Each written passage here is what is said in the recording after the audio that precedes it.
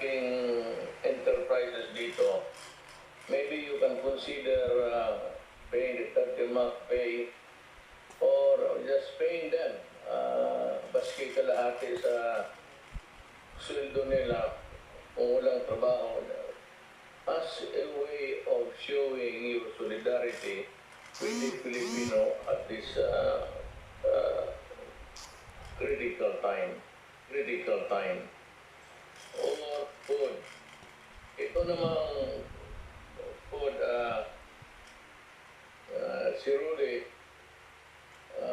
will have to go around yung mga siguro role and utilize all vehicles of government available. Just go around and maybe asking if there is somebody starving or in need of food. What I would like to assure you, ang ano dito is saan kami kukuha ng pagkain pag hindi kami lumalabas. Now, it behoves upon the barangay captain. Ito mga barangay captain, makinig kayo. This is a mandatory duty. It does not have to have a law because the proclamation itself suggests that there is really a need for you to work with government. And if you violate this, then you can be liable for the reduction of duty or other regulatory measures which you are supposed to do, and do not do it, and then you violate it. The barangay captain should call a number and at least food, rice and some yung ulam pwede niyong ibigay sana para sa ating mga kababayan.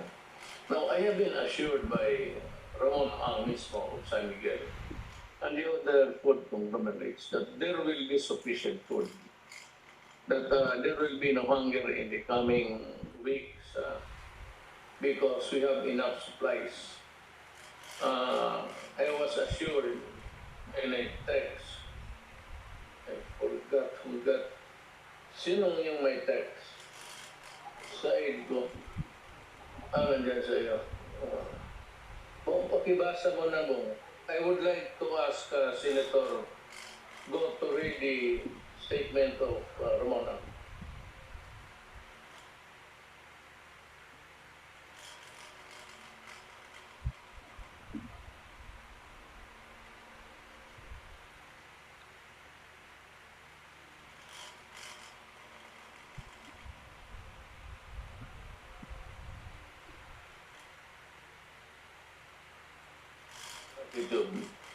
Publicly to Mr. Ramon Ang for his good grasp of the problem na nakuha niya. It's not a matter of food, it's not a matter of getting back your capital, it's not a matter of business, but it's a matter of helping one another. Mukhang still the bad taste in their mouth, but I'd like to mention the big companies. Yung malaala ko lang, we have our I know that meron tayong undercurrent, but that is not a personal one for you and for me, but it's one for the people. It was an issue of people's interest. But I'd like to address yung mayayaman. Like for example, ikaw, Pangilinan, and the Ayalas, and sila Quezon sa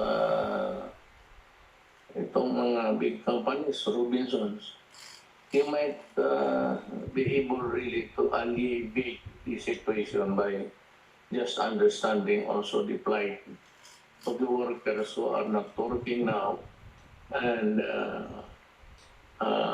locally are not really in position to demand. But kayo na lang umiintindi. And if you try to help, kindly tumulong na lang kayo. I will designate somebody after this meeting because there will be changes in the structure. Hindi naman nagbago. Hindi ang structure lang ng task force. So, with that, may I be allowed to just read my speech or my talk with the people of the Republic of the Philippines. My dear countrymen, as of 9 p.m. today, the confirmed cases of COVID-19 in the Philippines has risen to 140 with a death toll of 12. Still low. It is a figure that is rising day by day beyond our borders, and the whole world has been shaken by the spread of this disease. At first, it was China and the East Asian region, which is still in the midst of a crisis as we speak. But now, according to the World Health Organization, the epicenter has shifted to Europe.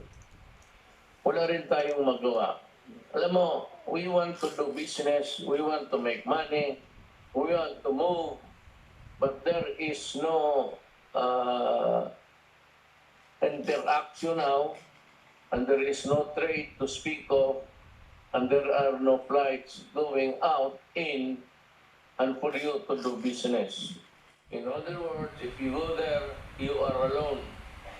And please understand that we are talking to you honestly and in good faith.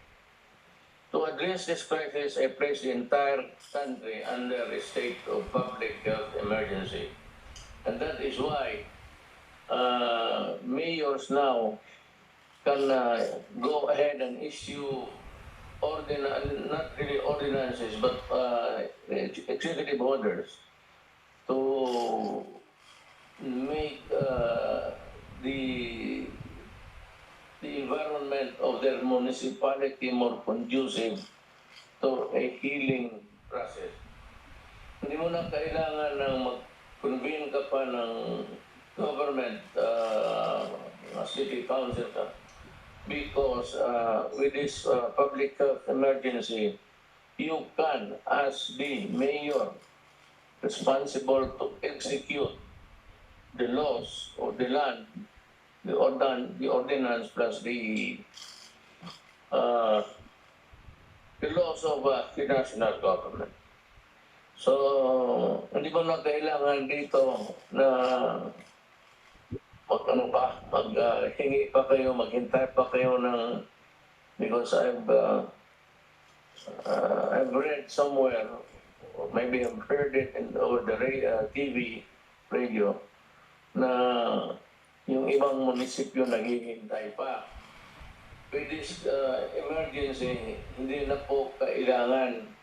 Just go ahead and the mayor will do it for us. Para walang, let me get para wala masyadong rokos, walang debate, isa lang, one line lang ngayon, mayor lang muna. And he can come up with any measure to protect public health, public interest, public order, public safety, and whatever is needed to make life more livable in your place. As long as you are in good faith. Sa akin, no, hindi na kailangan. I don't know. There's always a smart elect in this country. Just for example, Meron dalawa agad sinasabi, they go to the opposite side by saying, yung mga polis, hindi kayo pwedeng maaresto kasi gano'n. You know, you do not have to say that. Eh, ano mo lang, you encourage people to yung to assert something na kunting bagay lang magipag-away sa pulis. Correct. You cannot be arrested if you are out. But if you are advised to go home and you grapple with the police with words and ultimately it comes to dalhin ka sa stasyon for a public disturbance or disobedience to a lawful authority, hindi ka talagang dalhin sa istasyon. At kung lumaban ka sa pulis, it is a direct assault. At itong may mga dalawa kasing para marinig lang. Sabi na hindi kayo dapat na pulihin ng pulis. Ang problema, because you are confronted. In ordinary times, there is really no need to be talking about it publicly just to be heard. Para lang marinig ka ng tao, makiksaw-saw ka. Ayaw mo magpaiwan sa mga isyo, so gusto mong sumali rin para marinig ka, meron akong contribution. Ito yan, ha? So, huwag mong ganunin ang tao. Just say, obey. Kung sabihin mo, hindi ka pwedeng hulihin, hindi ka pwedeng, and then you are advised, and you become a hothead, makipagtulakan ka sa pulis, kung sabihin ka dito ka magdaan, dito ka, huwag kang pumunta dyan, because you are not allowed, there is now a ban. Tapos, upon the advice of this, mga tao talaga na ayaw pakulit. Alam ng mga tao, bright kayo.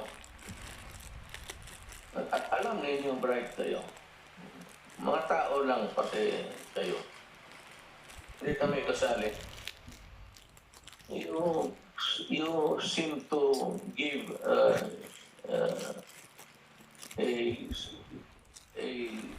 side comment that is not good. Instead of saying na hindi ang pulis, sabihin mo, sumunod kayo sa mga pulis because ang pulis kumukuha ng order dito sa itaas. Kami naman, ako sa itaas, ayaw ko. I hate it.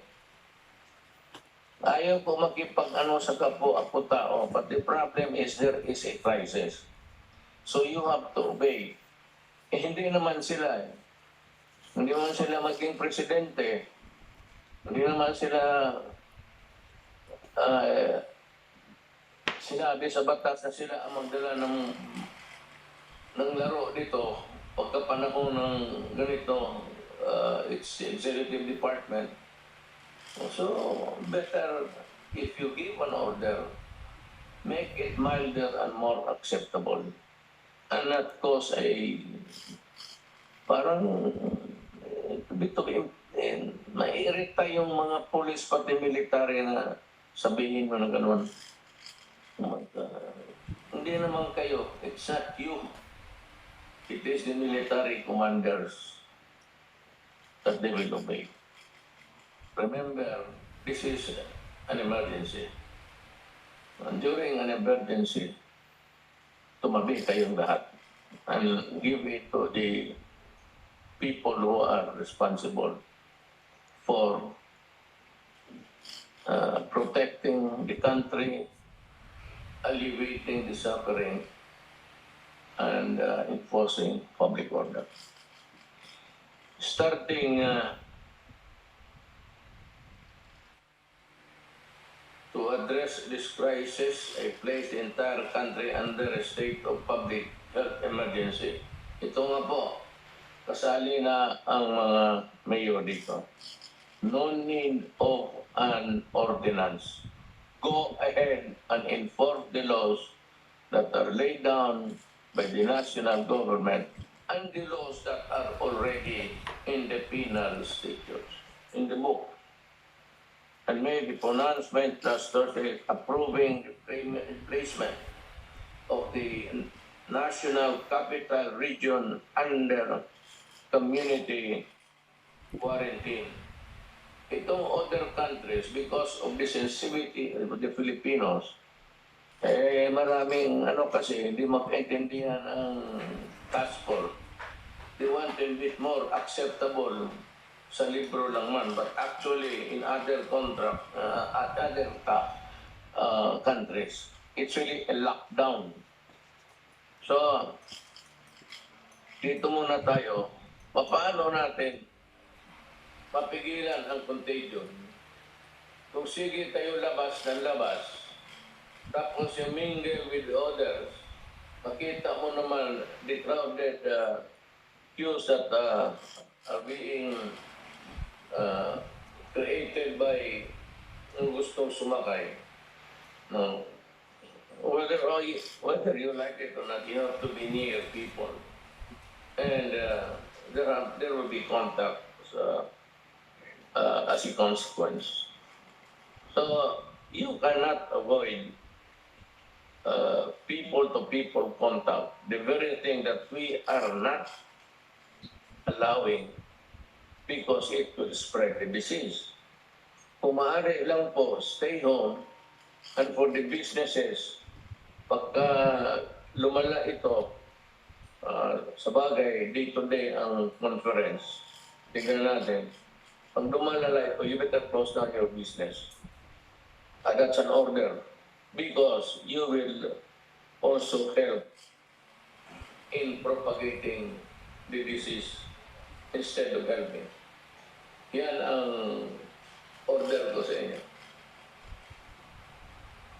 Starting yesterday, what has been in effect has been a general quarantine, which allows the substantial freedom of movement within NCR and even allows the transit of people to and from the NCR for purposes of work and other essential services. Ngayon, pupunta ka doon sa trabaho mo, whether you like it or not, it's a working place, you are there. Pag kinatsi ka, makuha ng lumilipad yung the virus. Sabi nila, yung virus, kinokorek ako. I would like to pronounce it, kasi galit ako. Sabi ko, saan itong virus na ito? So, gano'n na lang, tawag ko sa kanya, kasi galit ako, virus. Well, lumilipad yan everywhere, especially in cramped and not well-ventilated places. So you run the risk of going home, giving it to your children, and then your children the next day will play with other children. We cannot really control the contagion perfectly. We want it to be perfect, but there will be the downsides. Food, yung isa naman yung sweldo ninyo. Kaya kung nakikiusap sa malalaking negosyo, magtulong na lang kayo. At yung mga suppliers ng dito sa mga sari-sari na manggaling sa inyo, kindly help so that there is at least a economy working around. So if this can be done by your skeletal force, huwag yung lahat ng mag-attain lang kayo ng mga tao na kukunti to minimize. At least kung ilan lang ang lalabas, with social distancing, baka mapababaan natin itong delikado na sitwasyon. Isa naman, we have the DSWD under General Bautista. Siya yung mag-ikot through the barangay captains. Barangay captains, you have mabigat itong trabaho ninyo ngayon, pareho tayo. I am not saying that you should work also. No, you are mandated to work. So, dito, ang para isang linya lang, General Bautista, si Secretary Bautista, retire na ito. Pagkakilala ko si General, matagal na din. General Bautista will have his people go around and look for people who are hungry. And that is the job of the mayor. Kasi ikaw yung mayor ng barangay mo, ikaw ang maghanap para isang tumbok lang ang gobyerno. And we can give the help necessary. I hope that I have made myself clear on this. However, upon further study of worldwide trends and measures and the need of extreme caution during such time as this, I have come to the conclusion that stricter measures are necessary.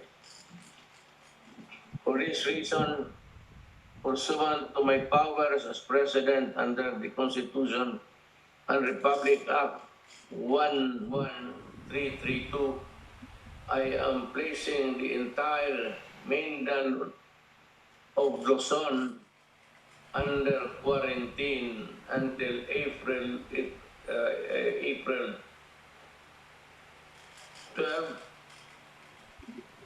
2020, coinciding with the entire end of the Holy Week. So pati na ang Luzon, kasi sa ibang lugar may pumuputok na. And since we do not have the luxury of time of waiting, whether or not it is really true or validating that there is really such a connection or a contagion somewhere, hindi ako pwedeng I cannot go into a guessing game. See, I have to act. And better, maski na kung di wala mangyari. But if there is already contagion and there are cases which need to be attended to, then government can move faster. It's better to assume that it is true, because what you would need only is the validation. At magagalaw na kagad tayo. But let me make this clear.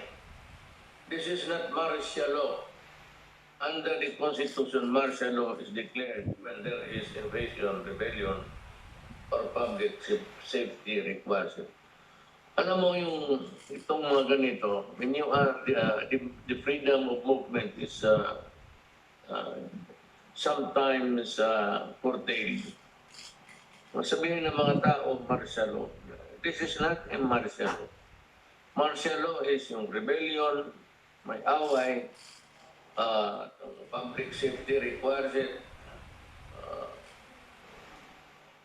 Ngayon, kung may invasion, ganun rin, martial law.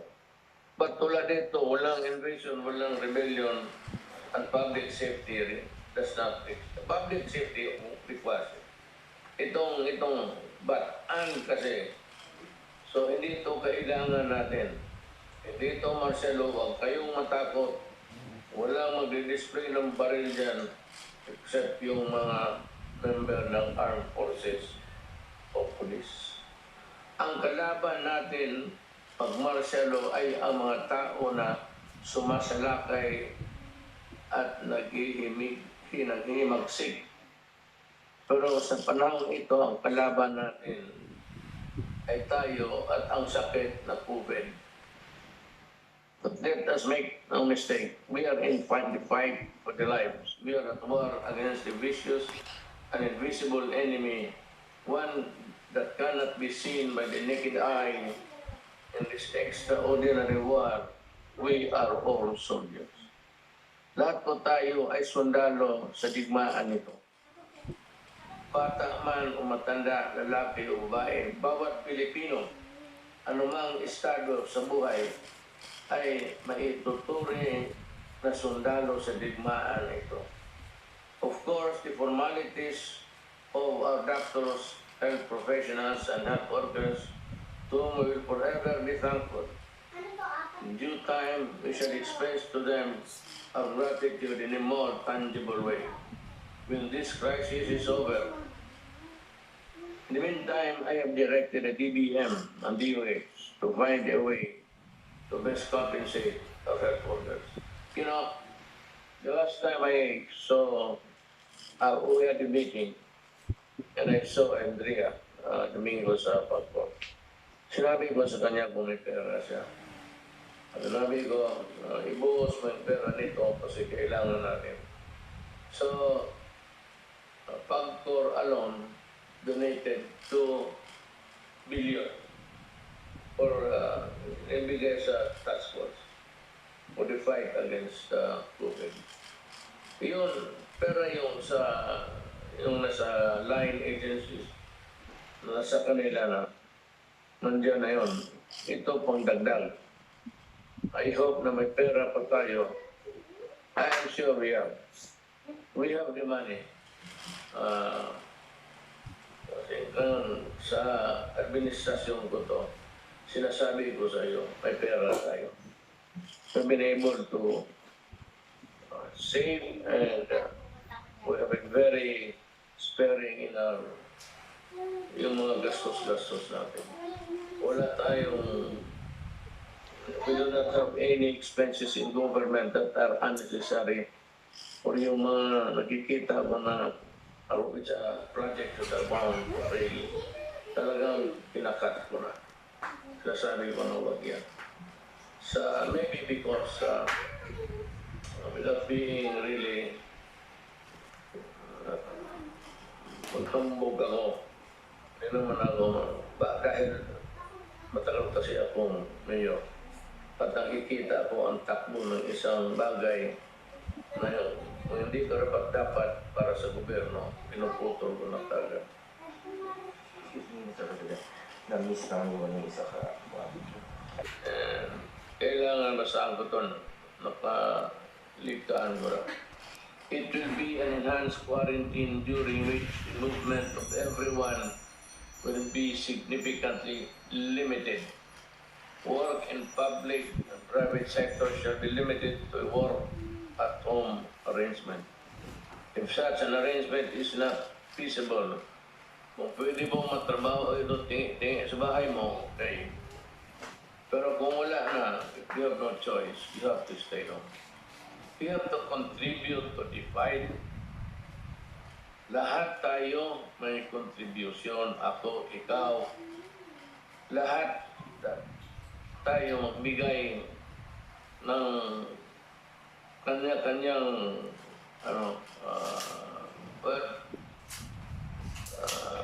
gift to the government, and that is by obeying the law, obeying the regulations.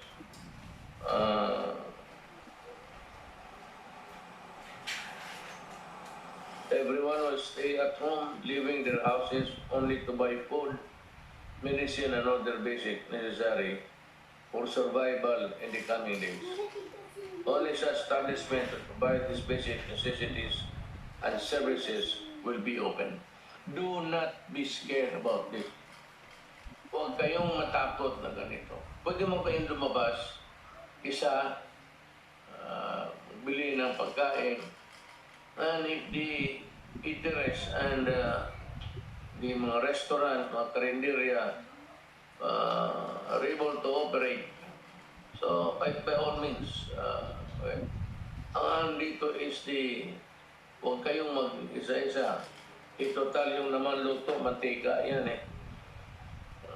Kung may mantika ka dyan na bumubula, pakibuhos na lang yung virus dyan sa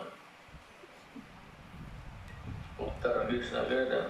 Kaya I'm not changing narita ko sa virus na yan. My fellow Filipinos, I fully understand the apprehension that you feel, and I know that will be difficult to many of us in the next few days while in this quarantine, is in effect. Huwag kayong matakot. Ako na ang nagsasabi sa iyo, huwag kayong matakot at kung yung barangay captain ninyo ay tatamad-tamaran, siya ang puntahan ko. Remember, if there is a barangay captain who does not fulfill his duty in going around and trying to find out how the citizens are faring, if you are afraid to die of COVID-19, then you have no business being a barangay captain. Kami naman dito, ang military, which the coming days, sila rin, kung magdala ito, then kami, together with the rest of the military and the police, kung mamatay kami, kung pwede magdasal kayo sa amin. Pag ayaw mo rin, huwag na lang, okay lang. Yung mga kaibigan namin sa kabila, total magkita man tayo sa impyerno balang araw. My fellow Filipinos,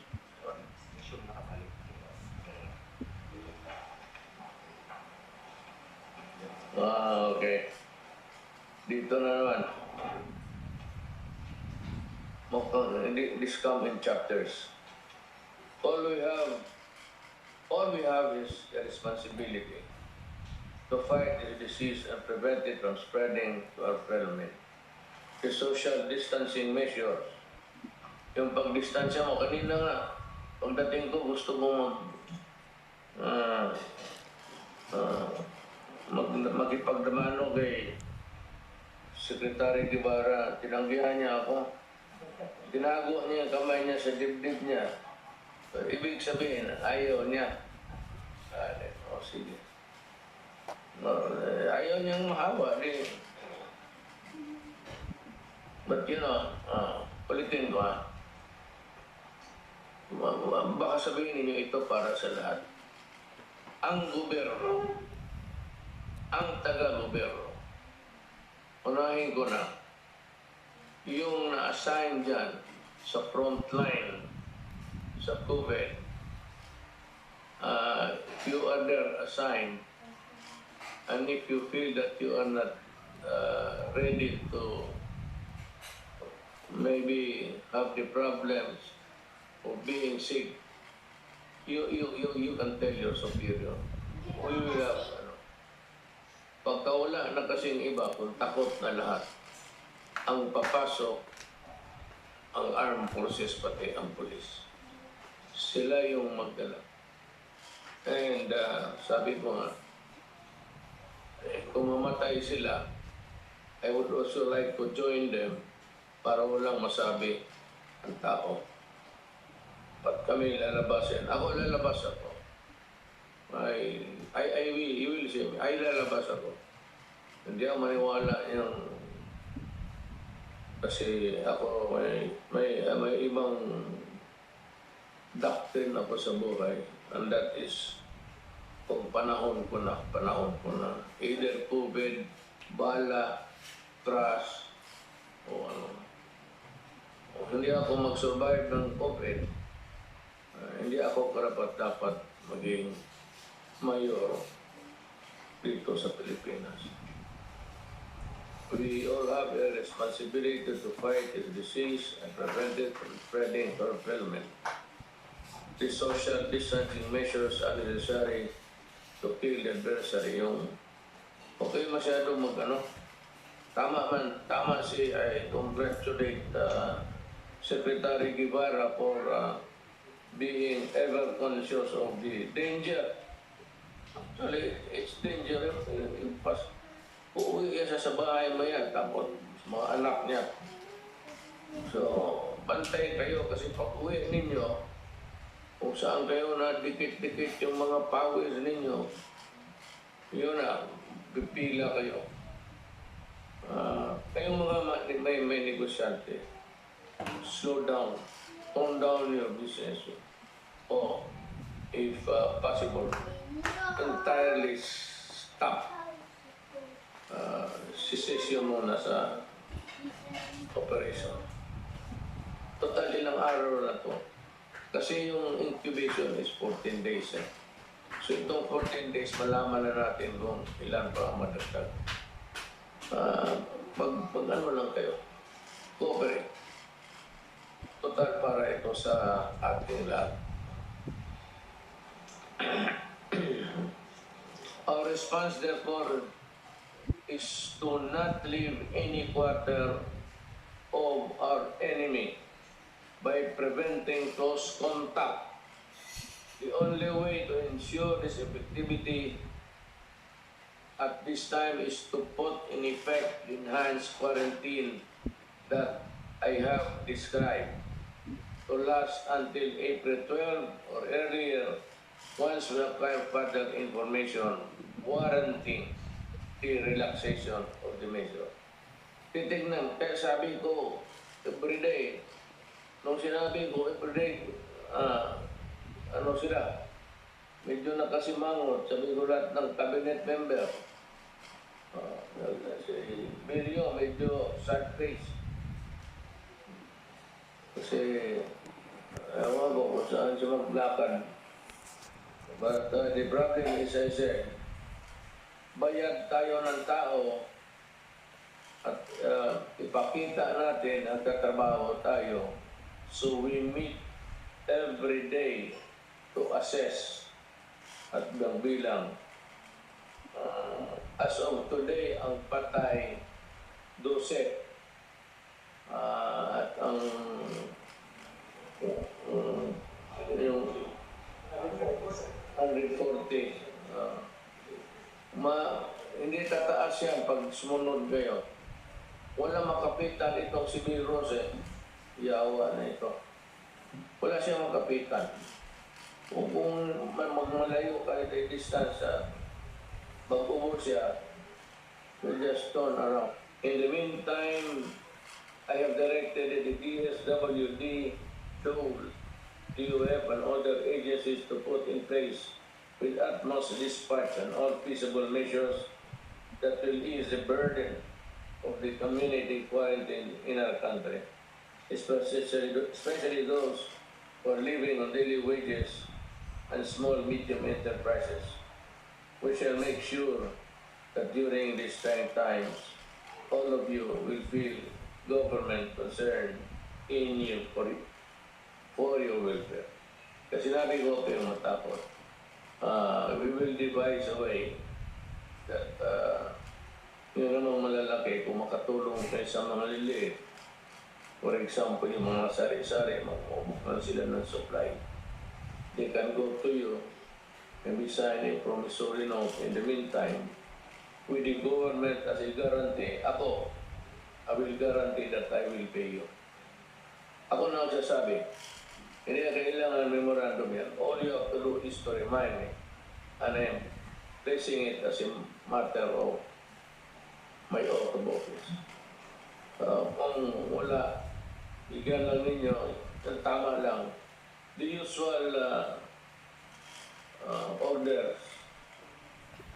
Tapos, kung walang hindi makabayad, ako na ang babayad.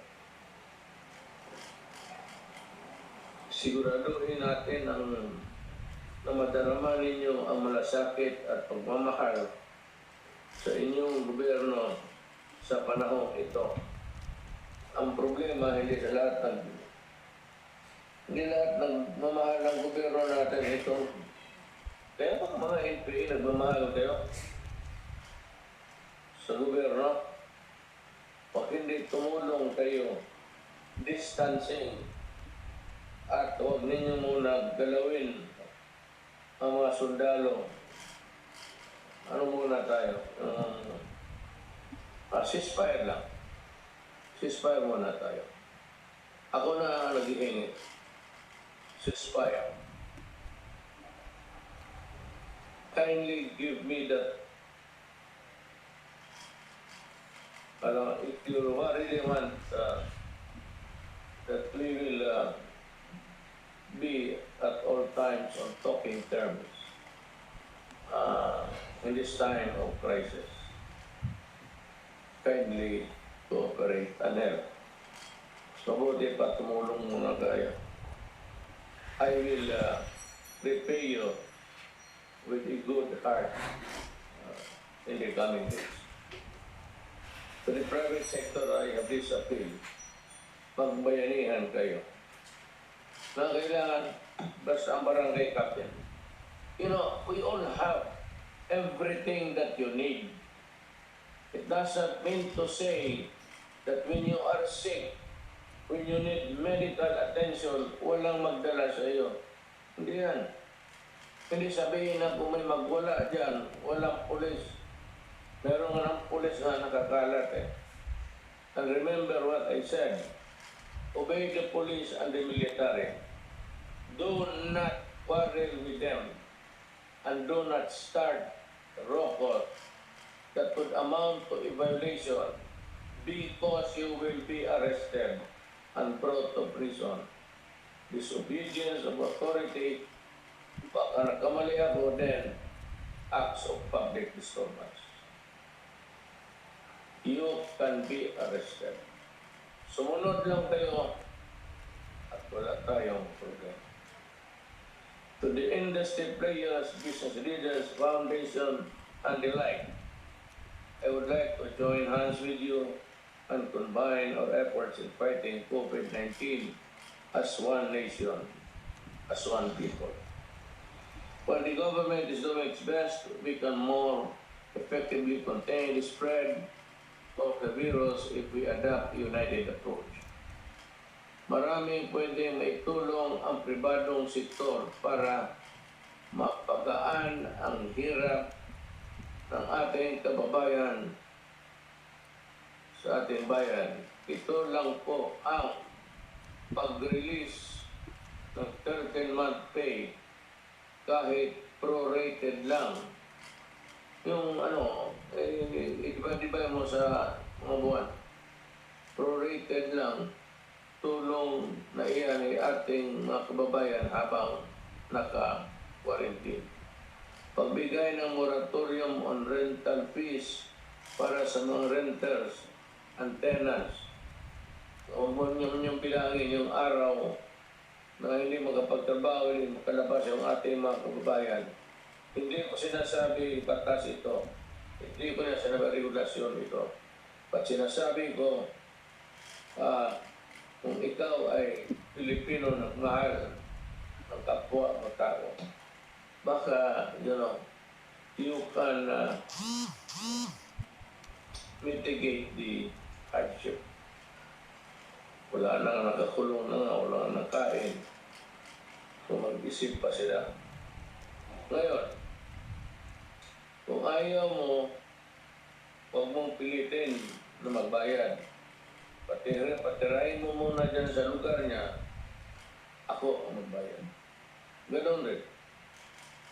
I swear to you upon my oath of office, I will pay kung hindi sila makabayad.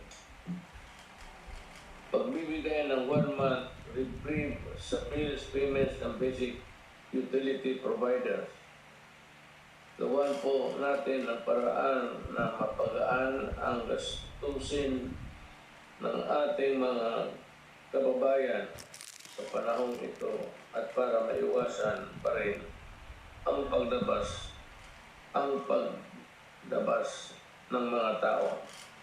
But anyway, I've said I do not, my facility for the Tagalog dialect is quite terrible. Pero I hope that you can understand my language. Pagtulong ng big business sa mga small and medium scale enterprises, tulungan din sana na malaking kumpanya ang mga maliliit na negosyante para hindi mamatay ang kabuhayan nila. I urge our business leaders to find ways to help small businesses and ease the burden which is felt by the ordinary citizen right now. In relation to this, I would be happy that several big businesses and companies have already expressed their willingness to partner with government in this time of crisis.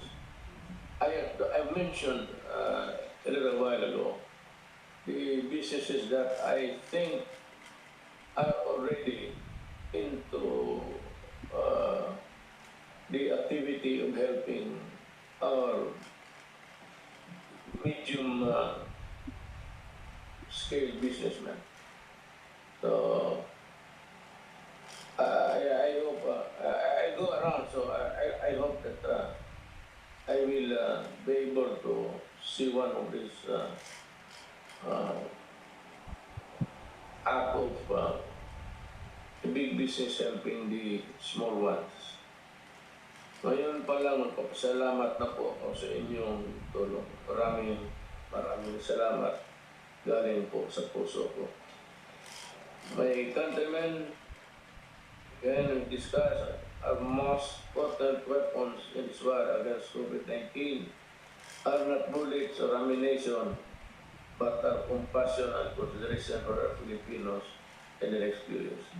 Ito hindi ito giyara. Ang problema nito, yung bala ng sakit, yung magtatsing, magbubo, whatever that will pass. Yung iba naman maghawak. Ito hindi ako nagpapatawa ha? At hindi ako nagbabastos ng tao. May mga Pilipino gano'n eh. Pagka gano'n sa kamay, tapos kung saan yung pinakamalapit, kahoy, upuan, gano'n sa kamay. Marami yan. Marami ako nakikita na gano'n. Yung isa, yung gano'n lang. Tapos gano'n. Si Iwan.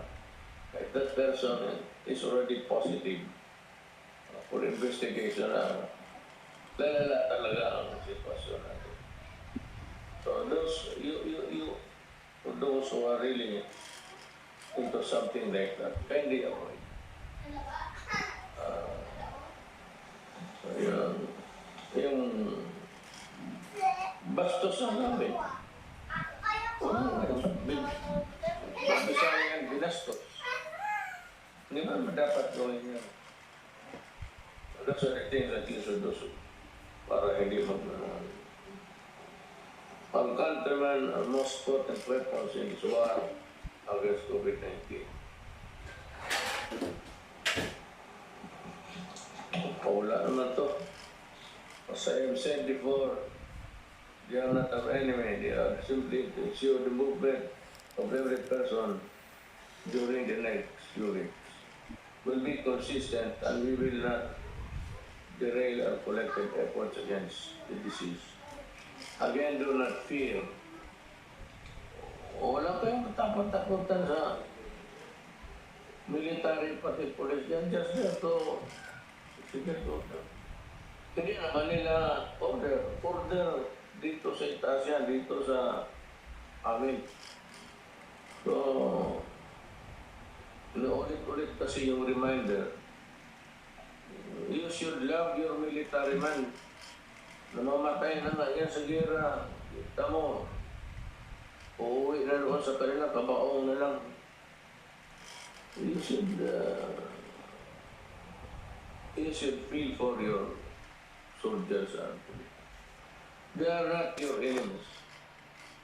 Although sometimes you are a criminal, or if you do something, I said, which is not in consonance with the public good, masita ka. But I said, those are the things that can happen in a democracy. There's always a police. Basta anong klase, autocratic, diktador ka, kailangan mo ang police. Dito we're a democracy, and we try to really act as one. if you're doing nothing wrong, if you don't quarrel with them, please do not. Pero hindi ka naman sabihin mo, may baril yan, gamitin yan. Depende lang, may baril ka rin. Pero kung sigaw-sigaw ka lang dyan, naturally I said that is a disturbance of the public order. And that is the time that you can be arrested for disobedience. Otherwise, the police and the military do not have any business at all interfering with your rights.